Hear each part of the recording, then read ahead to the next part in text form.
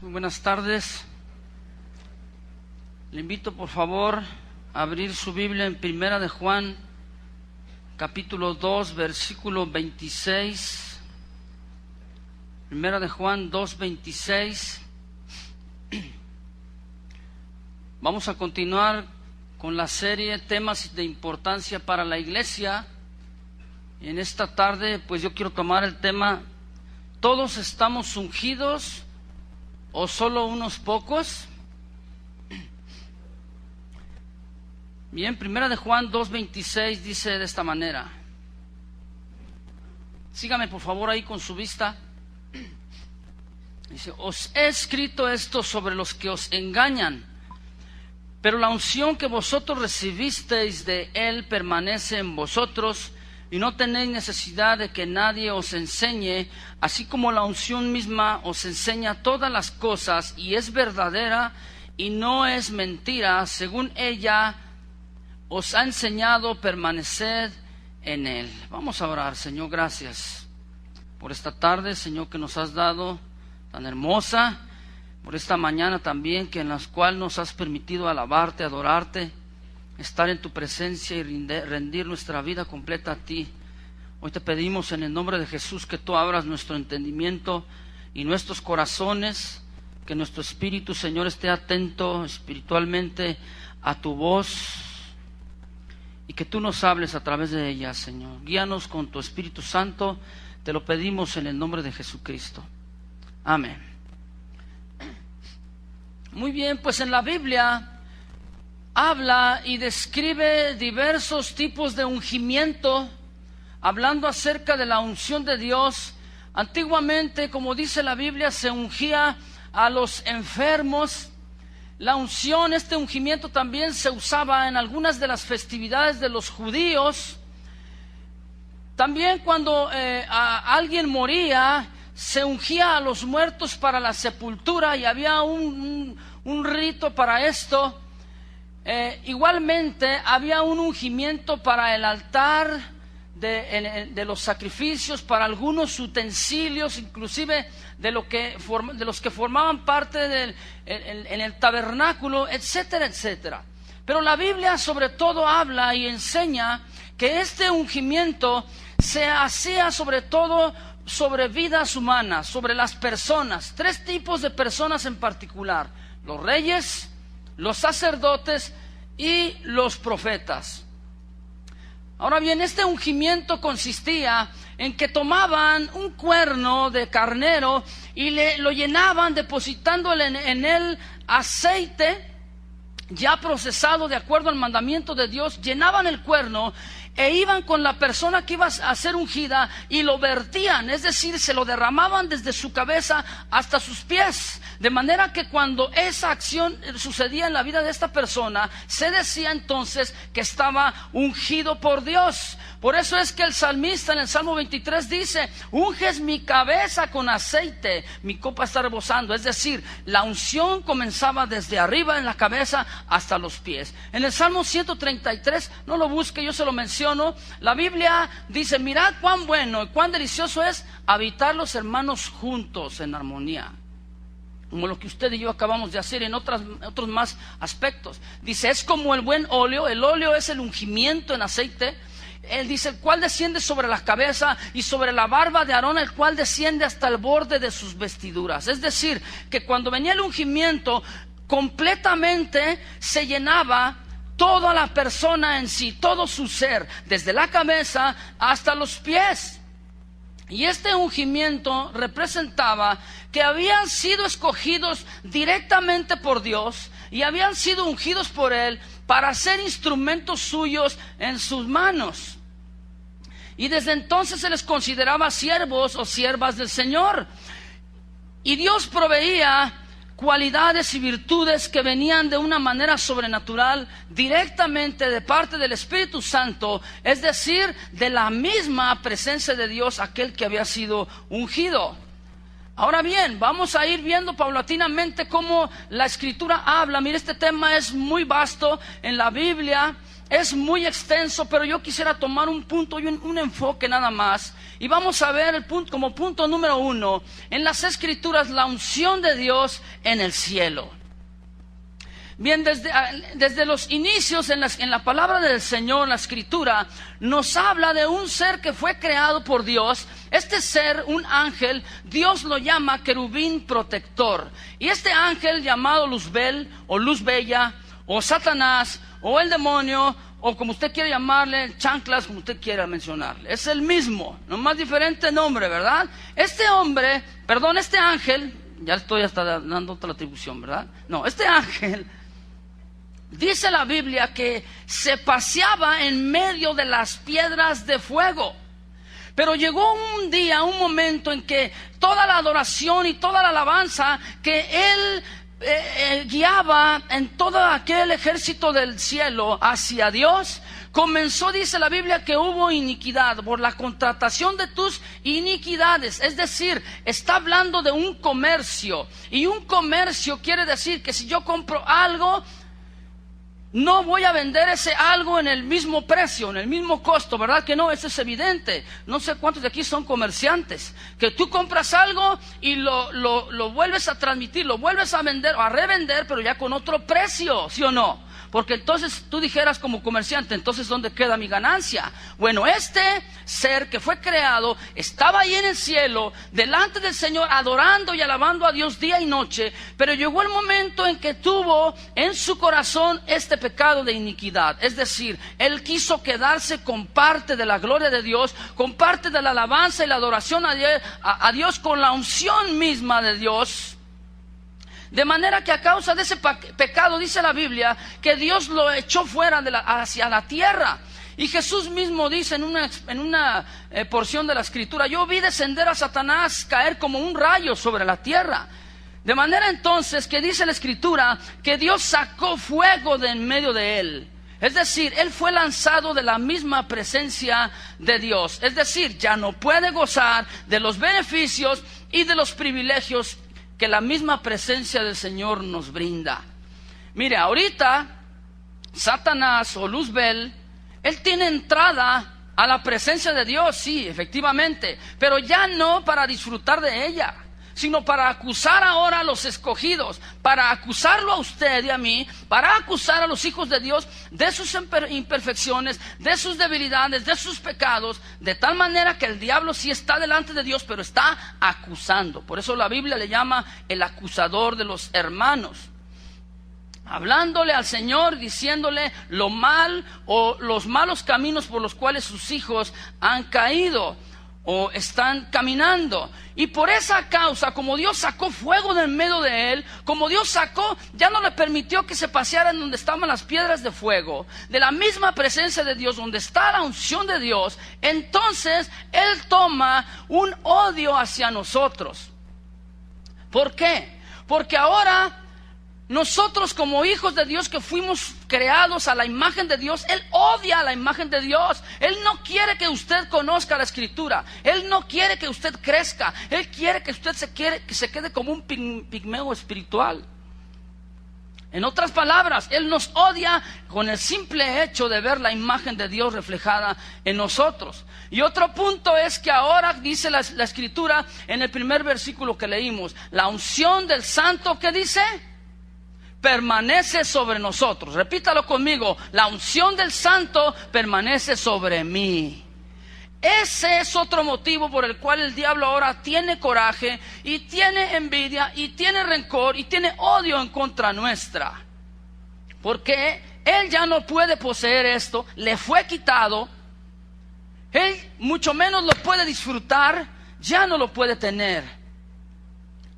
Tener la unción de Dios no es tan solo una emoción, es una gran bendición.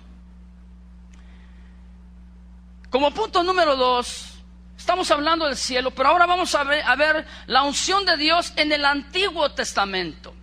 Hablando del Antiguo Testamento se refiere hasta antes del advenimiento de Jesucristo como el Mesías. Esto le llamamos nosotros el Antiguo Testamento, el Antiguo Pacto. En el Antiguo Testamento, la manifestación de Dios hacia la gente se veía un tanto selectiva. Pero esto no quiere decir que Dios tuviera acepción de personas, sino porque el Espíritu de Dios, el Espíritu Santo, aún no había descendido sobre su pueblo. ¿Se acuerdan las palabras del Señor Jesucristo?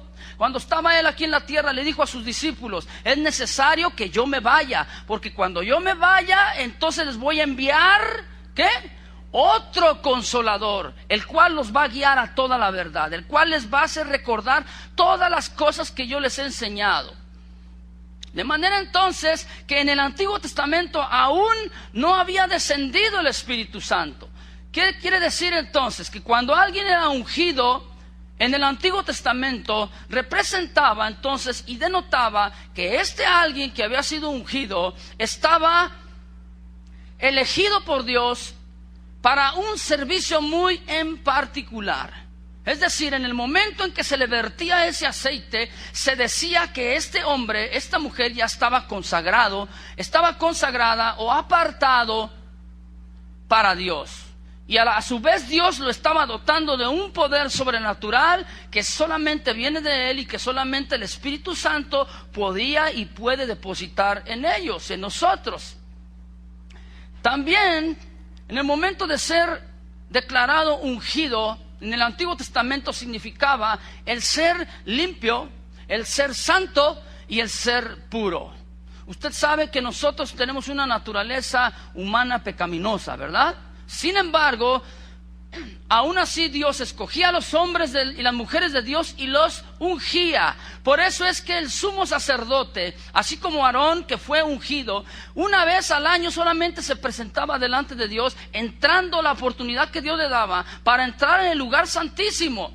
Estaba el tabernáculo constituido por 3 partes: el atrio, el lugar santo y el lugar santísimo, representando así entonces las 3 áreas de nuestro ser: espíritu, alma y cuerpo. Para fin de poder llegar con el Señor, tenía que llegar hasta el final, al área de que habla del espíritu. Es decir, los que le adoran en espíritu es necesario que le adoren. Usted es espíritu, ¿verdad? Entonces, ¿en qué área de su vida usted adora al Señor? En el espíritu.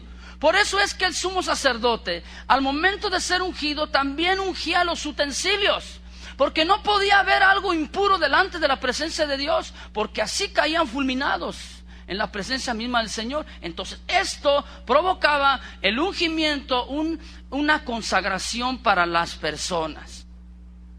Ahora bien, en el Antiguo Testamento, hablando de esto, cuando un hombre, una mujer tenía una cierta necesidad, aquel que era ungido, solamente dice la Biblia que el Espíritu Santo descendía y reposaba sobre él.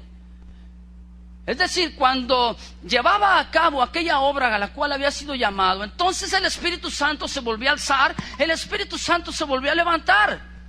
Volvía otra vez a tener esa necesidad, tenía que haber una liberación para su pueblo. Entonces venía el Espíritu Santo, reposaba y se volvía a ir. ¿Usted se acuerda el ejemplo de Goliat? De Sansón. Ya me confundí yo aquí, ¿verdad? Está Sansón y dice la Biblia que él lo había capturado los filisteos, lo habían encadenado, le habían sacado los ojos.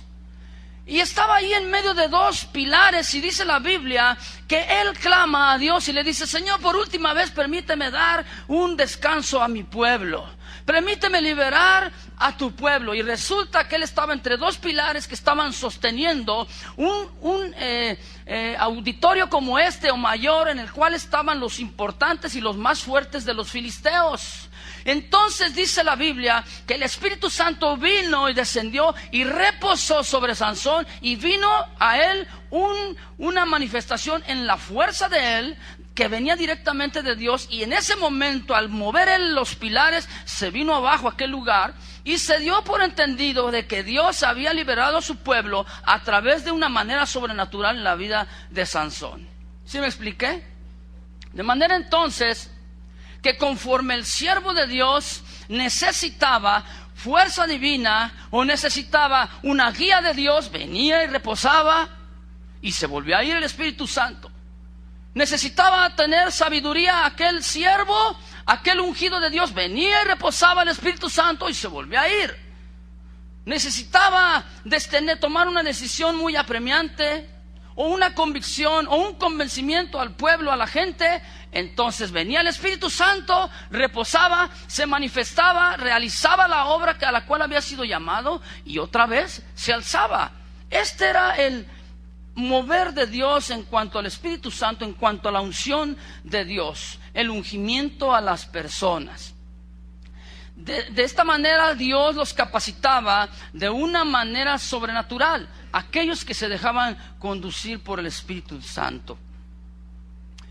Entonces, esta unción venía y reposaba sobre estos tres tipos de personas, que son sacerdotes, reyes y profetas. Y la Biblia habla infinidad de versículos y pasajes en relación a estos tres tipos de personas. Yo quiero mencionarle tres pasajes, no los vamos a leer, pero solamente se los menciono. Si usted está anotando, anótelo por favor. En Éxodo capítulo 30, versículo 22 en adelante, Éxodo 30, 22.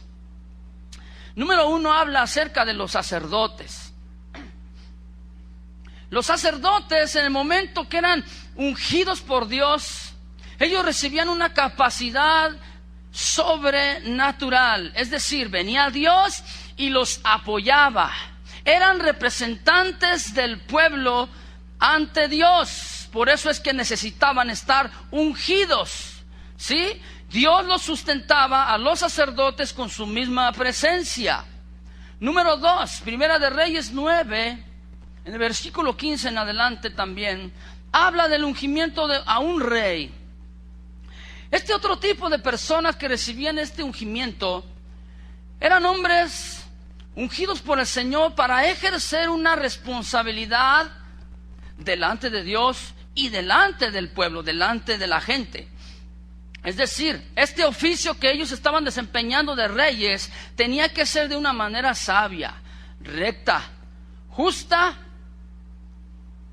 y santa delante de Dios. Entonces, para poder ellos ejercer este oficio, venía y reposaba el Espíritu Santo sobre ellos y se volvía a ir.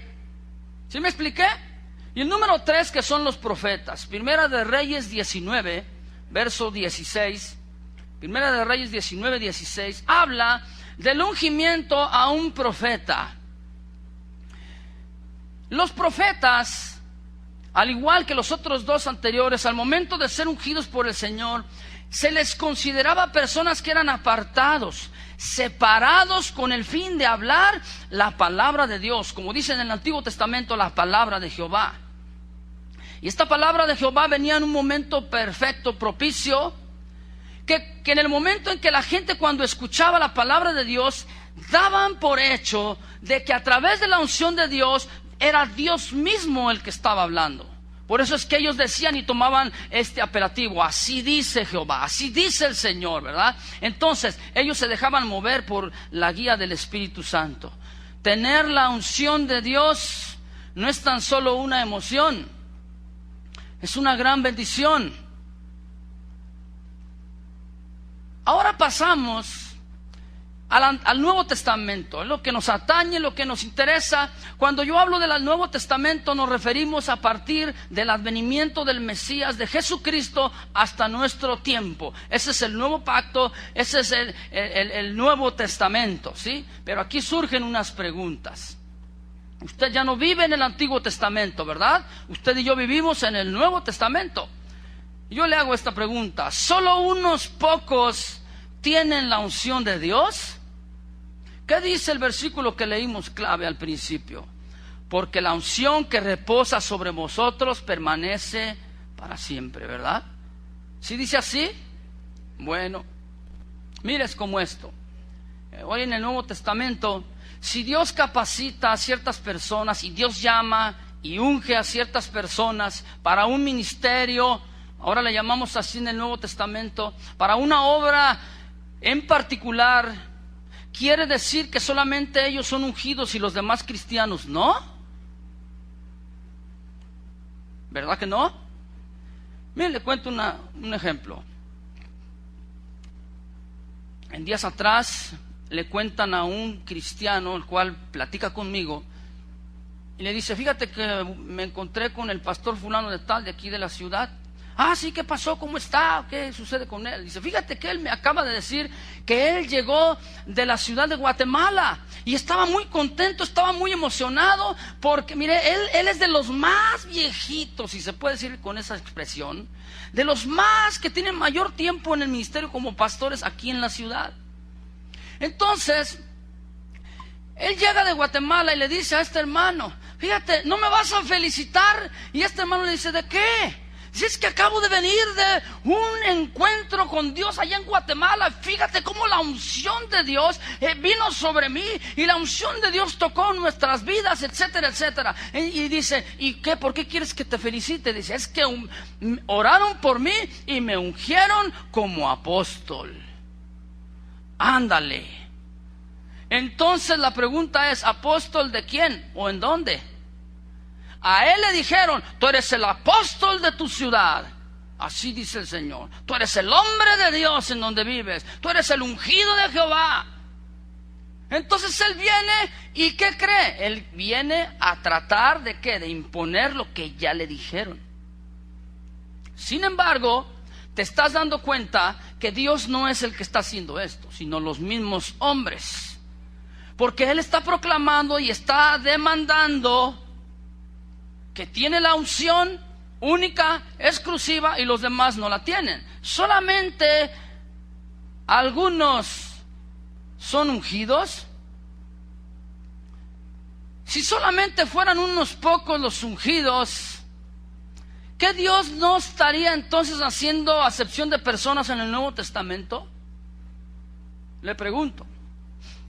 Hace un tiempo atrás, alguien que fue llamado por Dios para ir a la ciudad de Puerto Vallarta, fue a iniciar una nueva congregación, una nueva iglesia allá, y va emocionado, contento con el llamado de Dios, y se topa con un hombre allá que tiene mucho tiempo, y se le presenta a este hombre, le dice, a ver tú, jovencito, ven para acá, chamaco, y luego le dice, ven para acá, morrito, así palabras literales, Le dice, ¿qué no te das cuenta que lo que tienes que hacer aquí, tienes que decírmelo a mí, porque yo soy el ungido de Dios en la bahía?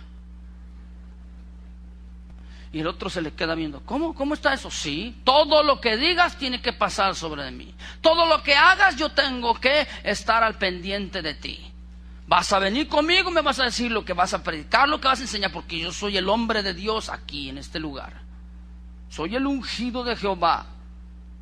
Quiero decirle, si en ninguna parte de la Biblia, en el Nuevo Testamento, habla o sugiere que algunos pocos tienen una unción especial, entre comillas, o una medida adicional del Espíritu Santo, o una doble porción de su Espíritu, el Nuevo Testamento no habla de esto. ¿Por qué algunos osan decir y proclamar que ellos son los ungidos del Señor?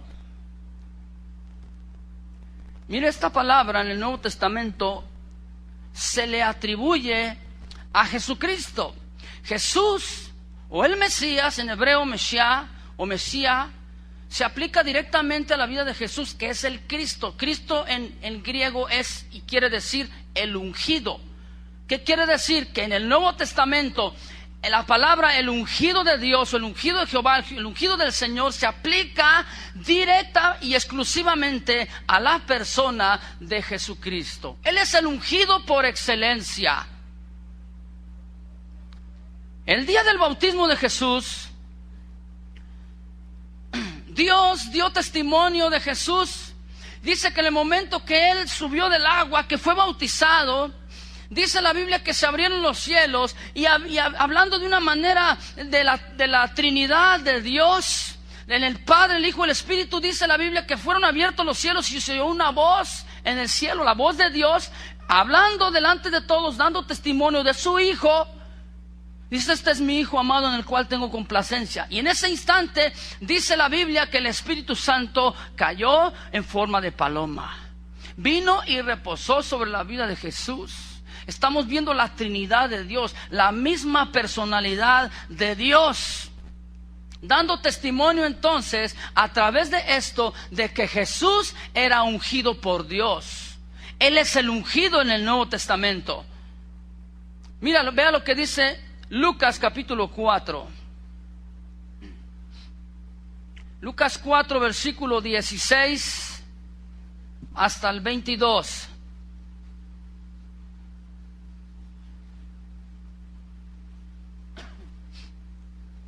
Lucas 4, 16 al 22.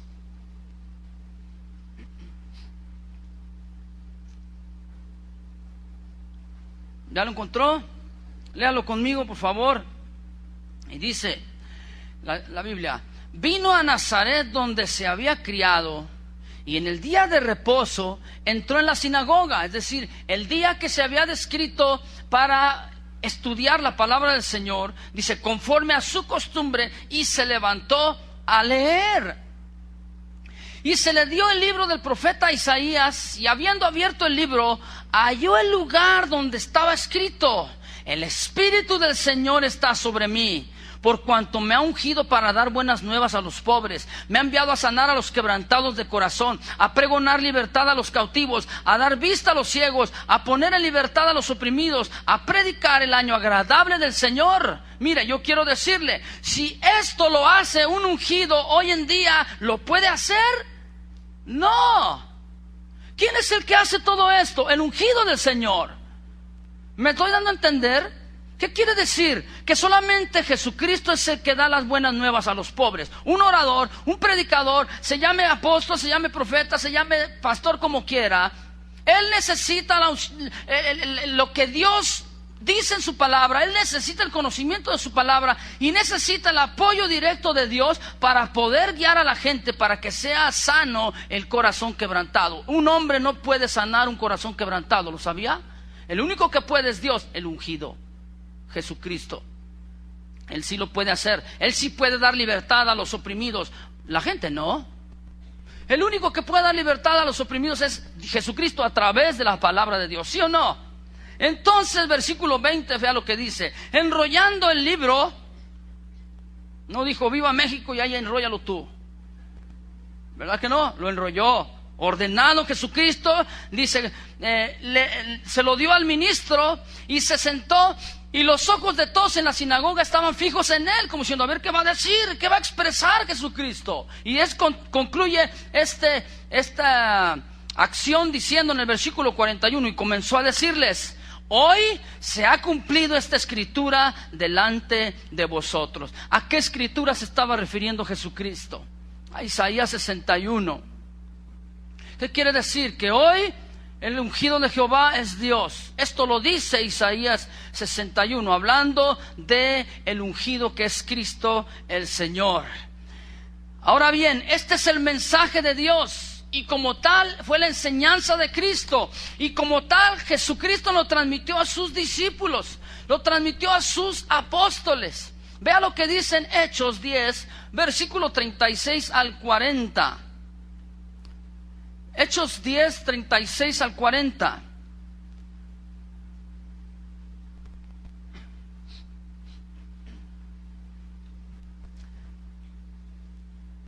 Aquí el apóstol que está aquí hablando, enseñando, está corroborando lo que Dios dice en su palabra y lo que Dios dijo que dice Dios en su palabra. ¿Me explico? Ya estoy como el chavo, ¿verdad? Ahora fíjese aquí, Hechos 10, 36 al 40. Esta es la enseñanza de los discípulos de los apóstoles. Dice: Dios envió un mensaje a los hijos de Israel, y anunciando el evangelio de la paz por medio de Jesucristo, este es Señor de todos. Vosotros sabéis lo que se divulgó por toda Judea, comenzando desde Galilea, después del bautismo que predicó Juan. Cómo Dios ungió, diga ungió, dice, con el Espíritu Santo y con poder a Jesús de Nazaret. Y cómo éste anduvo haciendo bienes y sanando a todos los oprimidos por el diablo, porque Dios estaba con él. ¿Se fija? Es una acción en presente. Dios estaba con él en ese momento. Si ahorita yo hablo, puedo decirlo en pasado, estaba. Pero quiere decir, mira, en este momento es que ya el Espíritu Santo está aquí. ya no se alzó, ya no se levantó. En el Nuevo Testamento ahora el Espíritu Santo ya no viene y se vuelve a ir, y viene y se vuelve a ir. No, ahora la unción del Santo permanece sobre cada uno de los hijos de Dios. Versículo que estábamos aquí hablando. Fue ungido por Jesucristo por el Espíritu Santo y con poder. Verso 39 dice: y nosotros somos testigos de todas las cosas que Jesús hizo en la tierra de Judea y en Jerusalén, a quien mataron colgándole en un madero. A este levantó Dios al tercer día e hizo que se manifestase. Bien, viene otra pregunta. Entonces, ¿la unción de Dios es tan solo para unos cuantos cristianos? Esta es una palabra de Dios, una palabra, de moda que ha surgido en estos últimos tiempos, que se ha manifestado, entre comillas, la palabra ungido, o el ungido de Jehová, el ungido del Señor. Y estas palabras sugieren y hablan, se proclaman a sí mismos diciendo, y no sé si usted ha escuchado esta expresión que dice: y yo estaba enseñando y yo sentí la unción de Dios. Es una expresión. Otro dice: él o ella está ungido para predicar la palabra de Dios. Otros términos. Mire, si usted sugiere esta palabra, o si usted sugiere esta expresión, está dando a entender que solamente algunas personas en especial ha sido derramada la unción de Dios, lo cual no es así, lo cual la Escritura no lo habla ni lo enseña de esta manera. Siempre, quiero decirle, habrá gente, o se levantarán aquellos que desean sentirse especiales o superiores a los demás, a los otros cristianos del cuerpo de Cristo. Y quiero decirte, los cristianos no estamos exentos de ese pensamiento. Cuando alguien está diciendo que tiene una unción especial, está apelando a la naturaleza corrupta humana, la cual dice que es vanagloria de la vida, y la cual usted y yo tenemos que estar al pendiente y alertas. Una vez un hombre que dijo: así dice el Señor, yo como ungido de Jehová, como ungido de Dios, así les digo, Dios me está diciendo, y lo cual tiene que hacerse así. Todos tenemos que llevar un frasco, un pomito ahí, una botellita de aceite, y tenemos que caminar y recorrer en autos el periférico de la ciudad de Guadalajara. Y usted dice: ¿para qué? Y luego dice: para ungir las calles. Y vamos a ir ungiendo el periférico para que haya santidad en Guadalajara. Esto sucedió hace como 15, 20 años atrás. Yo le pregunto: ¿qué santidad hay? O sea, ¿el ungimiento de las calles produjo santidad? Le pregunto. Hubo un evento allí en la Ciudad de México en la cual estaban todos aquellos, eran en el Zócalo, estaba lleno ahí de cristianos, y de repente pasa un helicóptero por ahí y dice: ¡ahí viene el helicóptero ungido! Y todos aplauden. Y de repente este helicóptero abre una compuerta y suelta aceite, avienta aceite. Y ahí están ungiendo a todo el mundo, y todos aquí: que me toque, que me caiga. No me ha tocado, pásale otra vez. El helicóptero ungido. Quiero que lea por favor Hechos capítulo 2, versículo 16. Hechos 2, 16 al 19.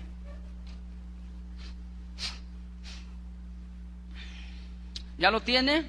Hechos 2, 16 al 19. Mire, antes de leerlo yo quiero decirle el contexto. Estaba una fiesta de los judíos llamada el Pentecostés. Ellos, dice la Escritura, que estaban en un lugar que la Biblia menciona y llama como el aposento alto.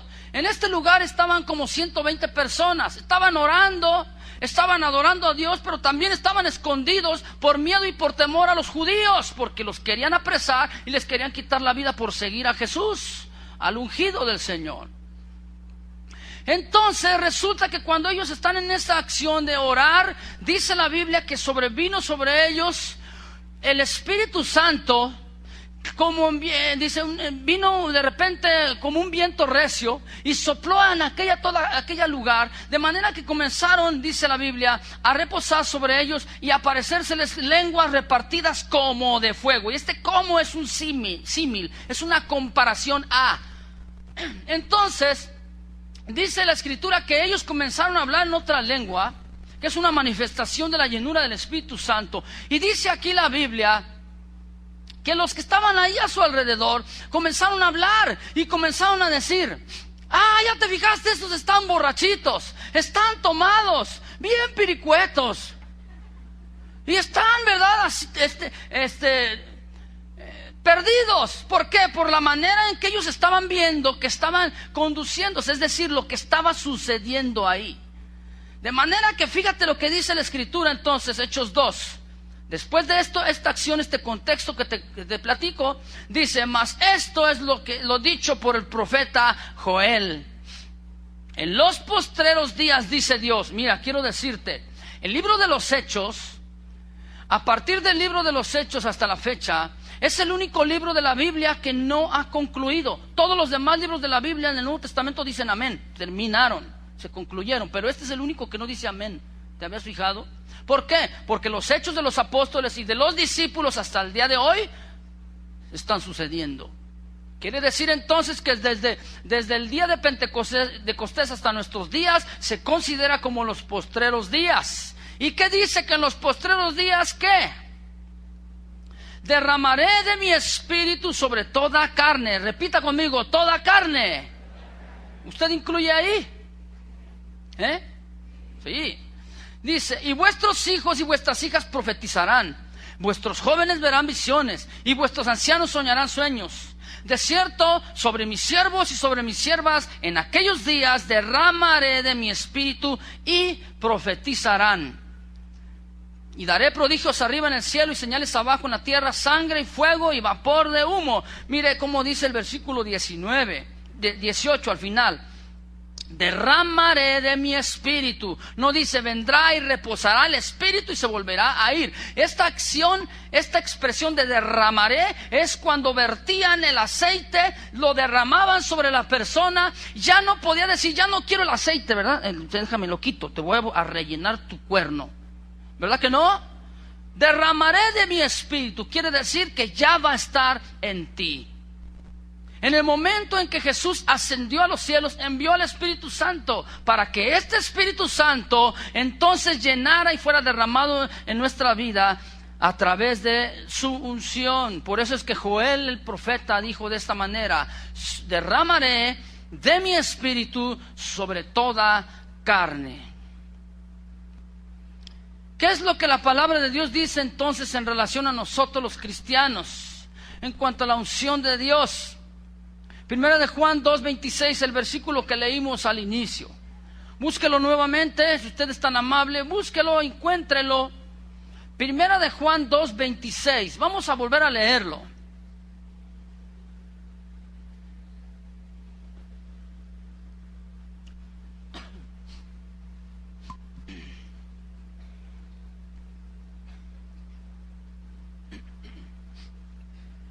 ¿Ya lo tiene allá a la vista? Léalo por favor. Dice: os he escrito esto sobre los que os, ¿qué? Engañan. Pero la unción que vosotros recibisteis de Él permanece en vosotros. Ya no se fue, ya permanece. Y no tenéis necesidad de que nadie os enseñe. Así como la unción misma os enseña todas las cosas y es verdadera y no es mentira, según ella os ha enseñado, permaneced en Él. Ahora entonces dice la Escritura que la unción de Dios reposa sobre nosotros. Así que viene una pregunta: ¿quién es el ungido hoy en día en el Nuevo Testamento? ¿Quiénes son ungidos? Diga: yo. No soy yo. Dígalo con una convicción. ¿Quién es el ungido del Nuevo Testamento? ¿A qué se refiere entonces la Escritura cuando dice que no tienen necesidad de que nadie los enseñe? Mira, hay líderes, hay gente que osa decir, así dice el Señor, y como dice el Señor, como yo estoy diciendo, entonces tú tienes que hacerlo. Y dicen, traigan todo lo que tienen aquí. Usted tiene 2 casas, traiga una a los pies de los apóstoles. Yo soy apóstol. Y luego dicen, ay, qué unción tiene para pedir. Pues eso no es unción, hasta los merolicos lo hacen. ¿No? Le pregunto, ¿a poco no? ¿Cuánta gente han sido timadas por los merolicos? Le venden la pomadita esa milagrosa, y usted escucha que dice la pomadita, úntesela, ¿verdad? En la mañana y por la tarde, y le va a quitar el mal de no sé qué, y que le va a quitar el dolor de cabeza, y que el mal de Hong Kong, y 20 enfermedades más. Y usted dice, ¡qué padre! ¡Oh, qué suave! La cremita o la pomada, el aceitito milagroso. Y usted se la cree y va y compra. Y se lo timaron. ¿Sí o no? Y ahí está la pomadita. Dice, ahí usted se acuerda cada vez que la ve. ¿Para qué la compré? Se dejó llevar por el merolico. Hablando del contexto, ¿qué es el contexto? Es lo que viene antes y lo que viene después del versículo. Usted no puede tomar un solo texto de la Biblia o un solo pasaje de la Biblia para armar o decir una doctrina o dar una enseñanza. No puede. Tiene que ir al contexto, lo que dice antes y lo que dice después, para que usted pueda entender lo que la Biblia dice, porque entonces usted va a formar y va a inventar una herejía. Y el contexto, entonces, si usted ve en el versículo primero que leímos,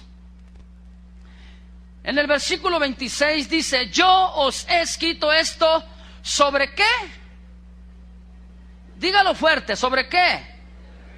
Sobre los que os engañan. Mire, en ese tiempo se estaban inmiscuyendo entre el pueblo de Dios, en las iglesias cristianas, falsos profetas, falsos cristos, hombres y mujeres que decían, yo soy el ungido, yo soy el hombre de Dios. Y se metían con falsas doctrinas, con herejías, con huecas sutilezas que dice la Escritura, vanas palabrerías, etcétera, etcétera, etcétera. De manera que ellos comenzaron a inmiscuirse entre la gente y comenzaron a proclamar otra enseñanza fuera de lo que es la sana doctrina. Y dice aquí, por causa de los falsos maestros, los que os engañan. Está hablando Juan. Sí, lamentablemente muchos toman este versículo y lo enseñan mal, lo aplican mal para decir, ya ves, aquí solamente yo soy el que te puedo enseñar, porque ahí dice el ungido, el que tiene la unción, y la unción entonces es el que te puede decir. Aplicándolo mal. En 2 Corintios 1:21 dice así, yo se lo leo: el que nos confirma con vosotros en Cristo y el que nos ungió es Dios. 2 Corintios 1:21. Tener la unción de Dios no es tan solo una emoción, es una gran bendición. Ahora bien, yo quiero comentarle algunos falsos conceptos de lo que es en sí la verdadera unción. Viene una pregunta: ¿qué significa la expresión no toquéis al ungido de Jehová? Vea lo que dice Salmo 105, versículo 15.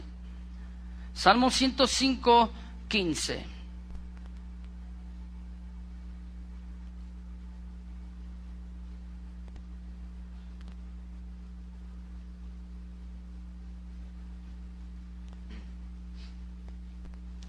Los salmos están casi en el centro de la Biblia.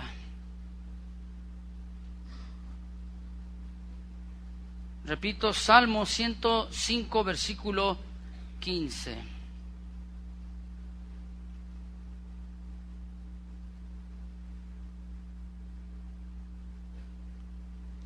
Dice así: no toquéis, dijo, a mis ungidos, ni hagáis mal a mis profetas.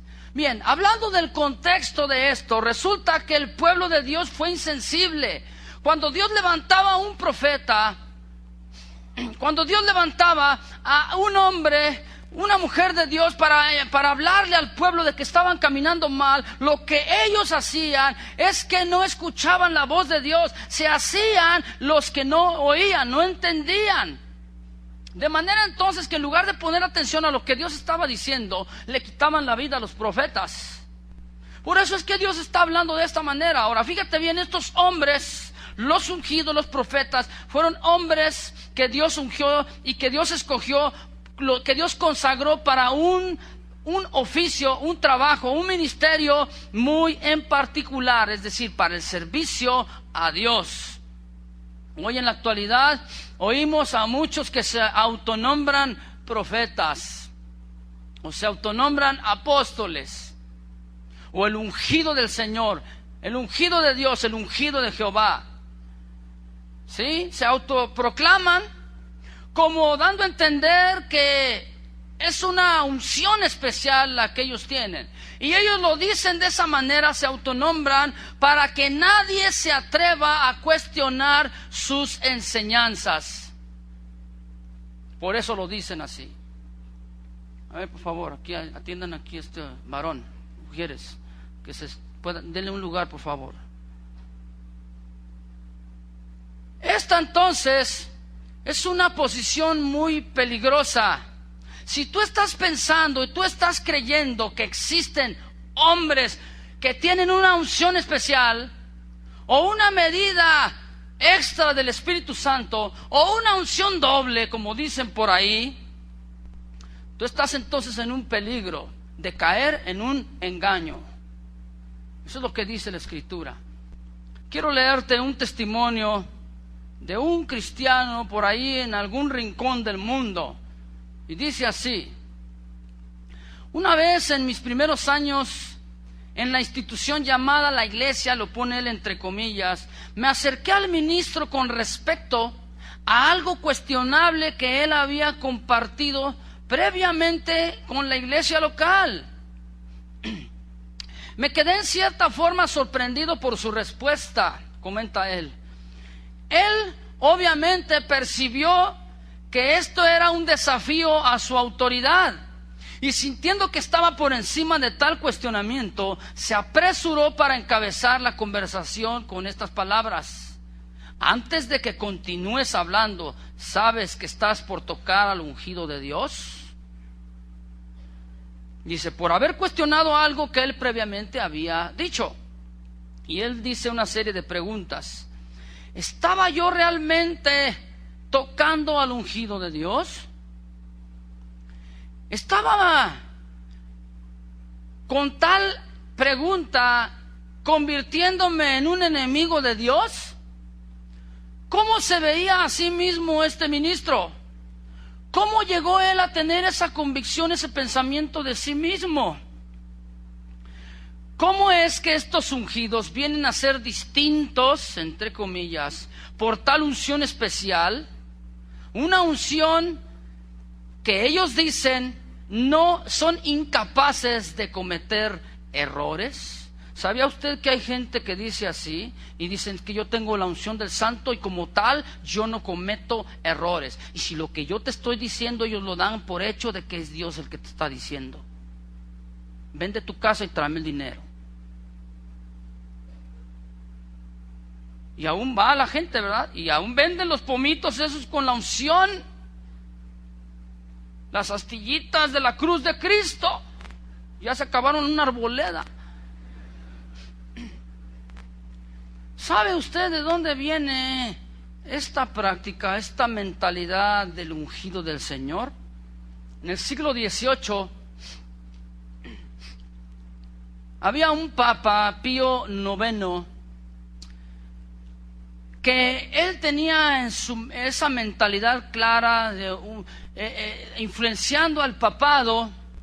Dice la historia, esta cronología, que este hombre, este papa, transmitió este pensamiento y esta mentalidad porque el papado estaba perdiendo su poder, estaba perdiendo su fuerza. Y él dijo, no vamos a caer sin antes pelear. De ahí es donde surge el ultramonasterismo. Es decir, comenzaron ellos a inventar los monasterios y decían, es que él fue llamado por Dios, está apartado por Dios, por lo tanto es Dios mismo el que habla a través de él. Está apartado, se apartaban de la gente, iban y se enclaustraban y formaban lugares, es decir, estos son los monasterios, de manera que decían, es que lo que él diga es Dios hablando. Y la gente iba y decía, le decían al Papa, pero queremos estudiar la Biblia. Y ellos decían, no, la Biblia no la puedes interpretar tú, para eso están ellos, para que la interpreten. Y si tú decías, pero yo insisto en estudiarla y escudriñar la Escritura, ellos te decían y te tildaban como un hereje, un rebelde, un protestante, etcétera. Ahora bien, este movimiento que surgió a través de Pío IX argumentaba el derecho del papado para gobernar de una manera global el mundo de aquel conocido. En nuestro tiempo sigue igual. ¿A poco no? Para esto entonces este hombre proclama un edicto para ganar terreno, estableciendo que la autoridad delegada por Dios es el papado y que por lo tanto no hay error alguno en ellos y que no pueden equivocarse, por lo tanto son infalibles. Y si tú osas decir algo contra el ungido de Jehová, la maldición de Tutankamón cae sobre de ti. Y luego dicen, la maldición de Deuteronomio 28 venga sobre de ti si tú hablas mal contra el ungido de Jehová. ¿Usted conoce esas maldiciones? Bien conocen la maldición, pero no las bendiciones. Ahora fíjate bien, debido a este sistema religioso, hubo gente que quería poner en examen o en escrutinio, en un análisis exacto o minucioso, las declaraciones de ellos, las enseñanzas de ellos. Por eso es que ellos se protegían diciendo, no levantes la voz en contra del ungido del Señor. Por lo tanto, ellos no querían que los cuestionaran. En el día de hoy se levantan dentro de la iglesia cristiana hombres semejantes a ellos. Viene otra pregunta. ¿Esto significa que no debemos escudriñar sus vidas y su doctrina porque ellos son infalibles? Eso significa, diga no, fuerte, un rotundo no. Jesús mismo, quiero decirle, él se enfrentó con una situación similar en su tiempo. Él se enfrentó claramente contra los escribas, la enseñanza de los escribas, de los fariseos, los cuales vivían una justicia humana, no divina. Ellos enseñaban mandamientos de hombres y los convertían en mandamientos divinos. Ellos decían, tienes que hacer tal o cual cosa, tienes que ayunar 2 o 3 veces, tienes que lavarte las manos hasta acá, y tienes que hacer esto y esto y esto. Mandamientos de hombres los constituían como mandamientos divinos. Enseñaban tradiciones humanas y ellos decían, así dice Dios, es que Dios dice esto, y era una tradición humana. Ellos ponían costumbres y ritos humanos como parte de los preceptos de Dios, como parte de la misma palabra de Dios. Por lo tanto, ellos estaban estableciendo una religión guiada por obras. Si tú no haces tal o cual cosa, no puedes heredar la salvación. Hasta el día de hoy continúa igual, ¿a poco no? El hombre hace formulismos, unge todo. ¿Se ha fijado? Formulismos. Si tú no lo haces, entonces no entras en el reino de los cielos. Fíjate lo que dice Mateo capítulo 5 versículo 20, hablando justamente de estos escribas y fariseos. Mateo 5:20.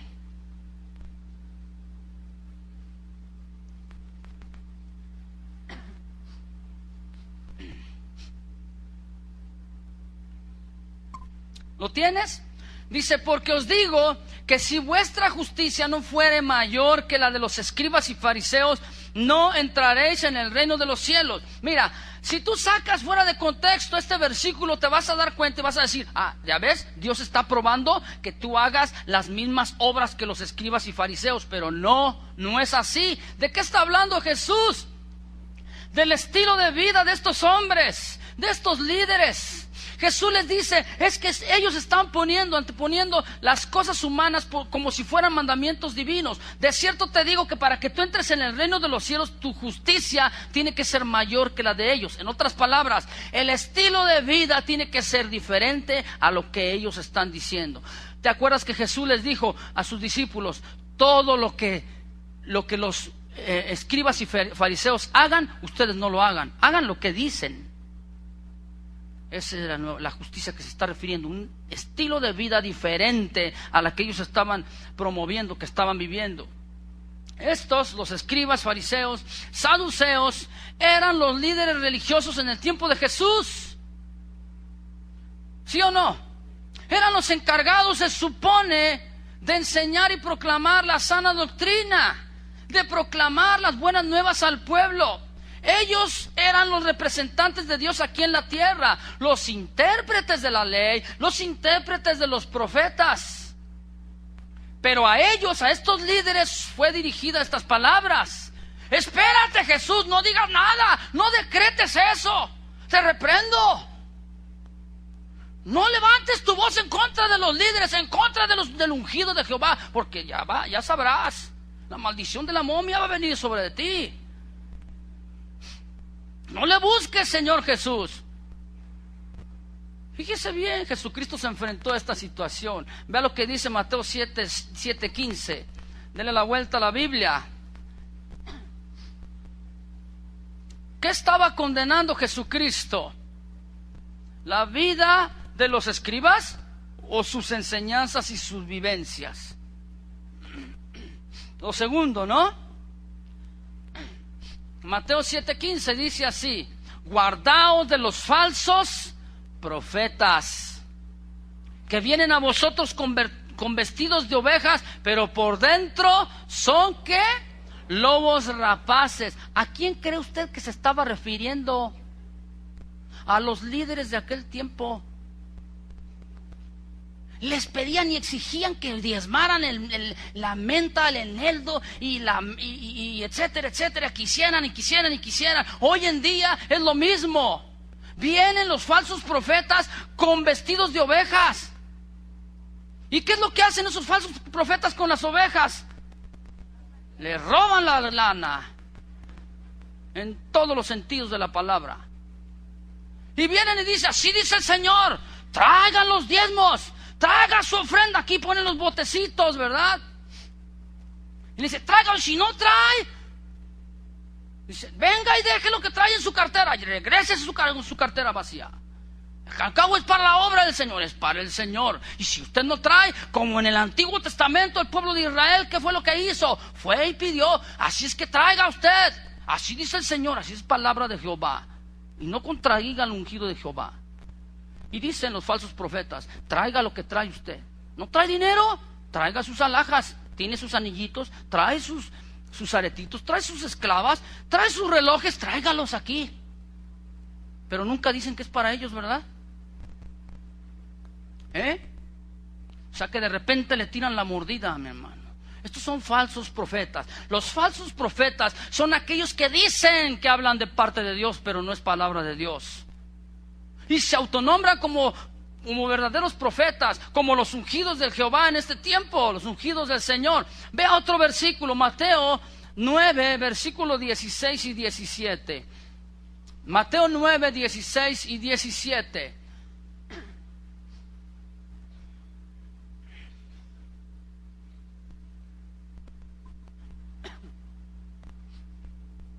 ¿Ya lo encontró? Dice así: nadie pone remiendo de paño nuevo en vestido viejo, porque tal remiendo tira del vestido y se hace peor la rotura. Ni echan vino nuevo en odres viejos. De otra manera los odres se rompen y el vino se derrama y los odres se pierden. Pero echan el vino nuevo en odres nuevos, y el uno y el otro, ¿qué? Se conservan juntamente. Mire, si usted toma fuera de contexto estos dos pasajes, usted va a hablar de cuánta cosa, pero queremos entender lo que la Biblia dice, y el contexto se está refiriendo a las enseñanzas de los escribas y de los fariseos. Jesús pone dos ejemplos, dos cosas naturales. Una, dice, tú tienes una prenda viejita, de esas que usted guarda, que dice, con esta me casé. Usted la tiene guardada ahí. ¿Cuántos guardan todavía con lo que se casó? ¿Para qué? ¿Para qué? Dígame. Pues es que el recuerdo. Entonces, mire, imagínese, usted tiene una ropa viejita. Y usted se agacha y viene la rotura.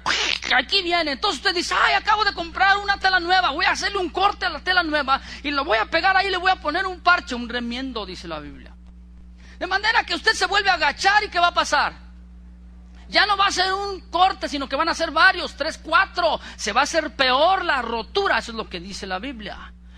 El otro ejemplo es de un odre y el vino. Dice, nadie pone un vino nuevo en un odre viejo, pone un vino nuevo en un odre nuevo. El odre era un recipiente de piel de cabra que la cocían, le ponían ahí lo cocían alrededor y vertían dentro de ese odre el vino nuevo, de tal manera que el vino llega en su proceso, en su procedimiento de fermentación, a hincharse y a hincharse. Entonces el vino nuevo, al momento de hincharse, tenía que ser en un odre nuevo, para que a su vez el odre nuevo también fuera ¿qué?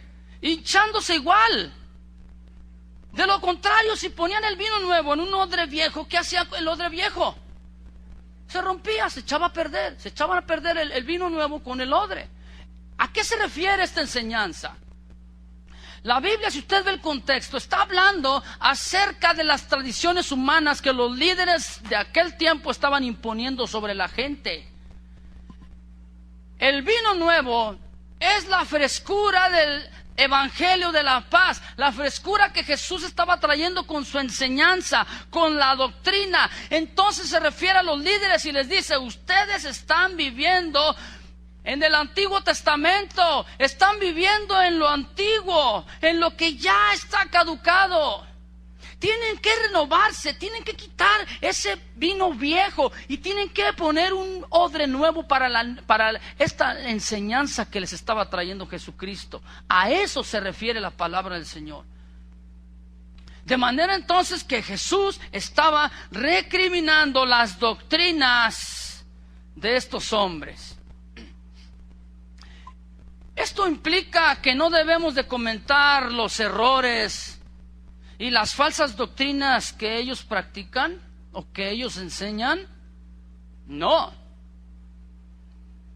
Yo le dije que iba a decirle una serie de falsos conceptos de lo que es la verdadera unción.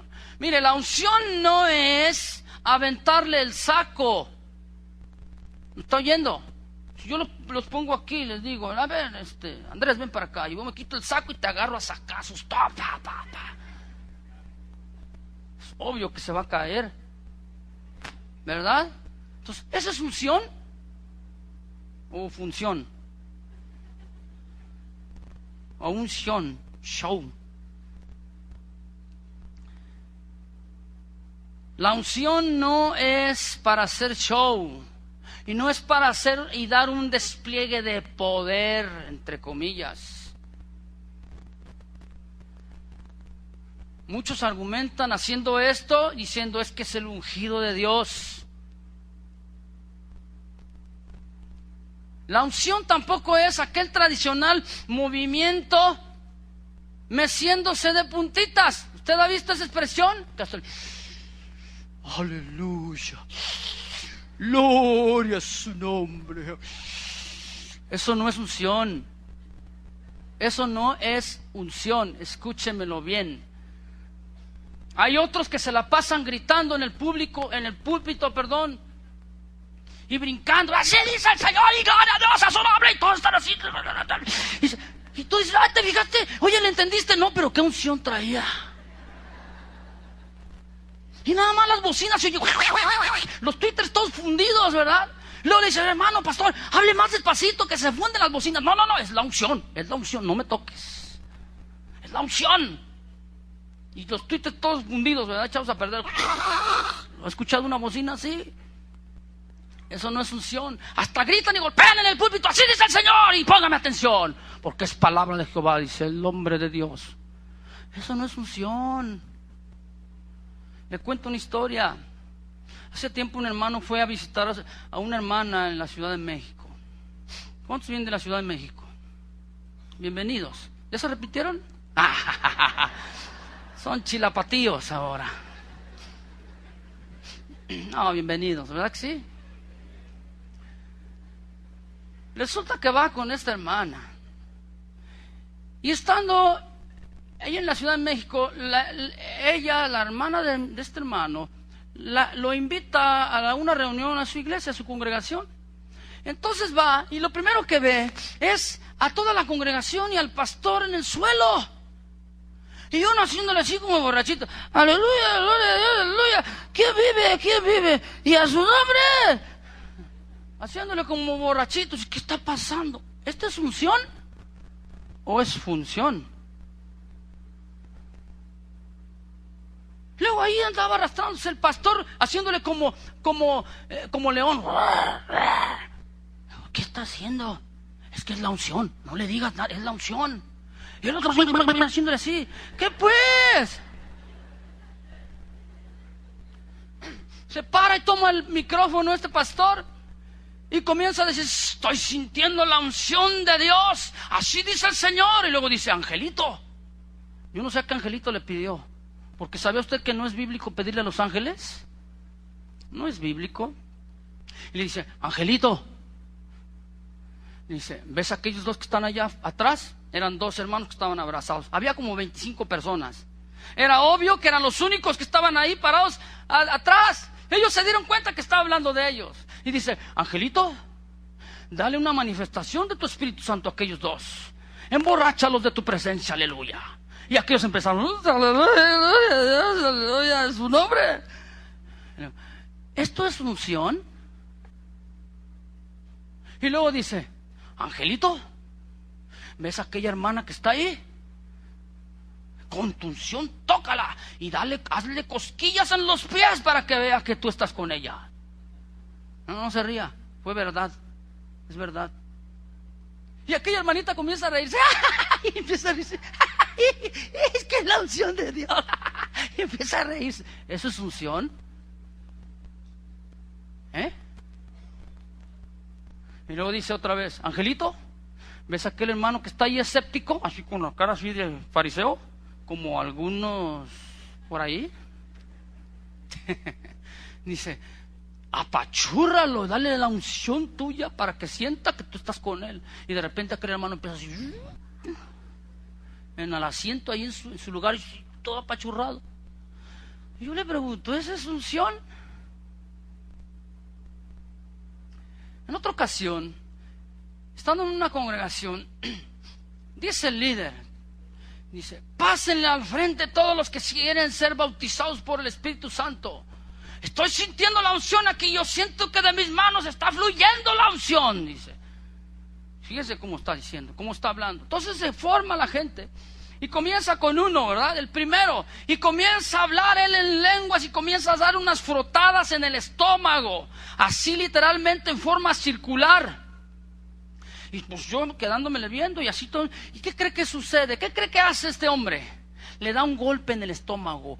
¡Recíbelo! Y ¡pam! Le pega. ¡Bum! Le saca todo el aire aquel. ¿Eso es unción? ¿No lo hace el Mil Máscaras también? ¿El Rayo de Jalisco?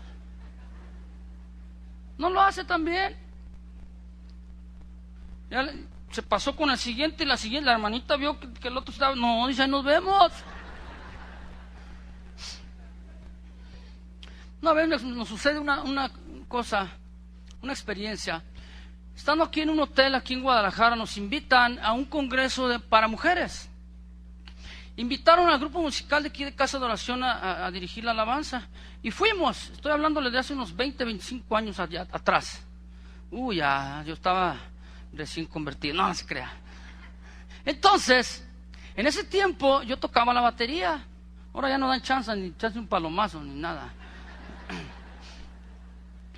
Pero estando yo ahí en la batería, la oradora, la que está en el Congreso como encargada del Congreso, dice, vamos a orar.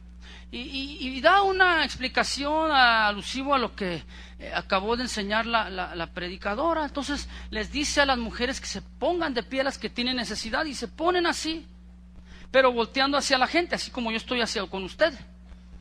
Entonces les pide a algunos y les dice a los del grupo, ayúdenos a orar por ellos. Entonces están orando unos por otros así. Y yo estaba sentado ahí en la batería, bueno, no aquí, ya en aquel lugar.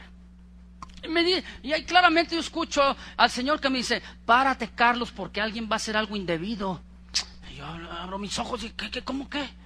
Entonces yo me paro y como estaban ya la gente ya aquí orando, yo me vine hasta el final, hasta acá donde estaba la primera hermana de este lado. Estaban en la tercera, 1, 2 y 3. Aquí estaba yo en la tercera. En eso veo a un hombre, estaba de aquel lado la mujer que acababa de predicar orando por las mujeres. Pero yo veo que se levanta un hombre, un varón, y se para y Dios me dice, ya ves, ese es, ten cuidado con él. Dije, ay Señor, pues a ver qué voy a hacer, qué vamos a hacer. Entonces yo veo que directamente se viene caminando hacia acá, hasta donde estoy yo, y comienza con las hermanas de acá para acá, de su izquierda, o sea, de mi derecha, la izquierda de suya. Y comienza con la primera. Entonces estaba un movimiento, yo veía que le hacía así. Y dije, ay, algo trae. O quiere ir al baño, o yo no sé. Entonces le decía, aleluya, aleluya, la unción, la unción, la unción, la unción. Y repetía como 10 veces la unción. Y dije, ¿qué trae? Entonces daba la vuelta y se volteaba y hacía esto. Y en eso se acerca con la que está de este lado, la hermanita que está de este lado. Entonces le pone la mano en la frente y le dice, la unción de Dios está sobre de ti, mis manos. Y lo empieza a empujar hacia atrás y la dobla así. ¿Qué cree que pasó? ¿Cuál se cayó? La empujó. Yo he tenido esa experiencia, que solamente uno viene y ¡pah! Se cae, ese se cayó. Pero le quiso ayudar a Dios. La empujó literalmente así. ¡Zas! ¡Recíbelo! ¿Usted cree que así iba a recibir un santo zapotazo? Se cayó la hermana. Y yo hasta no le hacía así, yo no sé qué sería. Entonces, Dios me dice, ¿ya ves? Dije, Señor, ¿qué hago? Pues pon ahí orden. Entonces cuando ve que la hermana aquella se cae, da la media vuelta y le dice, aleluya, la unción, y luego se voltea y se acerca con la siguiente hermana. Igualmente le pone la mano y así la dobla, así, y la empuja en el nombre de Jesús y ¡zas! Cae aquella hermana al suelo. Entonces Dios me dice, ¿qué estás esperando? Entonces aquel dice, gloria a Dios, él le hacía así. Entonces él se viene con la tercera persona que está aquí, la que estaba justamente adelante de mí. Era una ancianita, una viejita, la pobrecita, estaba así agachadita. Ha de haber dicho, pues si estas jóvenes se cayeron rápido con la unción, esta que ya está viviendo las extras más rápido.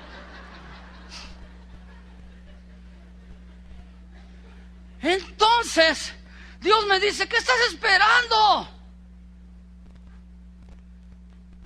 En eso, yo veo que se le acerca a la viejita, y yo lo veo así como diciendo, ¿qué vas a hacer? ¿La vas a matar?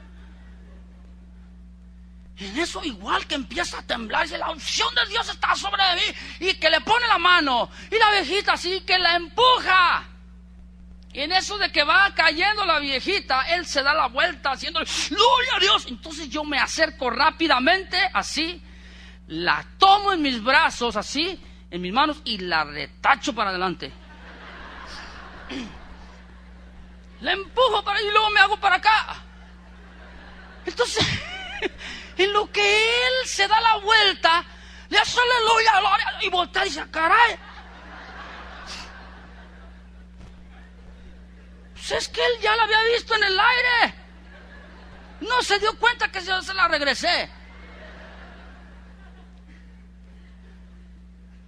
Pues otra vez, dice, pues se acerca otra vez aquí brincando, y le pone la mano y otra vez le empuja en el nombre de Jesús, la unción está sobre ti, y le empuja. Y otra vez le da la vuelta y yo me regreso otra vez y la regreso. No puede ser posible. Y ese dice que es el hijo, el siervo de Dios, el ungido de Jehová. Entonces otra vez vuelve a ver a aquel hombre, a la viejita. ¿Qué está pasando aquí? Entonces se acerca otra vez como diciendo, ahora le voy a hacer más fuerte, yo no sé.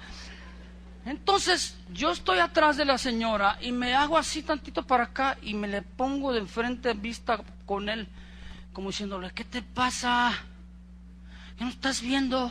¿Por qué no pones a tu mamá y la avientas? Le aseguro que otra actitud tuviera, ¿o no? Se la pensaría, no, mi mamita chula, no. Yo me le pongo ahí enfrente, hasta le hice así, ¿eh? No le dije nada más, le hice así, como diciendo, ¿qué está pasando? ¿Qué estás pensando, ungido? A partir de ahí nada más la tocó. Bueno. Oye, entonces se pasa con la siguiente y yo hago esto así. ¿Qué está pasando en nuestro tiempo? ¿Eso es unción?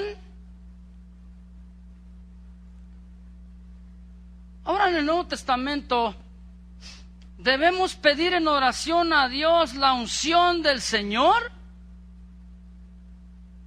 Buena pregunta. Aquellos que se paran en los púlpitos o que están ejerciendo algo en el ministerio dicen, Señor, úngeme para predicar, Señor, úngeme para hacer esto, Señor, úngeme para aquello. ¿Es bíblico lo que estoy yo diciendo? ¿Que no voltea a Dios y dice, qué? ¿Que no te ungí ya? ¿Sabe?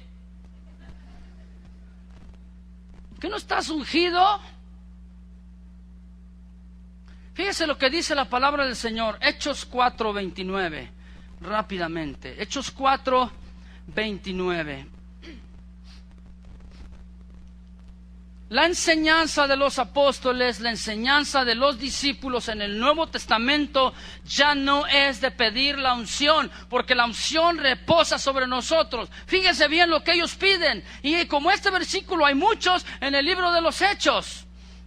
Hechos 4:29 dice así: y ahora, Señor, mira sus amenazas y concede a tus siervos que con todo denuedo, no dice unción, dice con todo denuedo, hablen tu palabra. Esta palabra denuedo viene del griego parresia, que significa hablar abierta y confiadamente las palabras de Dios sin reservas. Esta palabra denuedo quiere decir hablar con franqueza y con seguridad una enseñanza. Hablar valerosamente la palabra de Dios. No hay ni un solo versículo en el Nuevo Testamento que digan los apóstoles y los discípulos, Señor, úngeme, porque ellos ya lo entendían. Ellos ya sabían que la unción del Santo, que el Espíritu de Dios les haría recordar todas las enseñanzas de Jesús. Ellos pedían denuedo, un valor para publicar la palabra de Dios.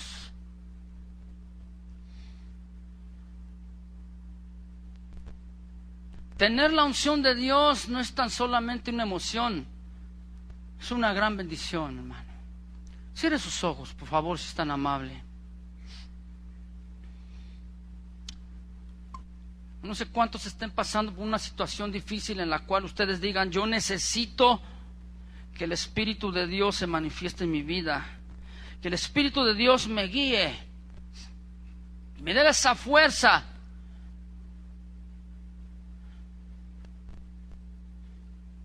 Gracias, Dios. Dile gracias. Dígale, Señor, gracias por tu Espíritu Santo, porque tu Espíritu Santo me hace valeroso. Porque la unción con tu Espíritu Santo, Señor, me hace entender todo lo que tú has dejado en tu palabra. Gracias, Dios. Simple y sencillamente dele gracias a Dios. Usted necesita el apoyo de Dios, necesita la fuerza de Dios, necesita la sabiduría de Dios. La unción del Santo reposa sobre nosotros. Gracias, Padre, por tu palabra, y nos ayuda a entender, a comprender y a ser guiados por tu Espíritu Santo. Gracias, Señor, porque a través de tu palabra entendemos que por fe ha sido constituido el cielo y la tierra, y alcanzamos a entender y a comprender los secretos y misterios que tú nos revelas a través de tu Espíritu Santo, Señor. Gracias, Señor, en el nombre de Jesús. Queremos estar alertas en esta enseñanza, Dios, a lo que viene en nuestras vidas, en el nombre de Cristo Jesús. Amén. Pase buen día.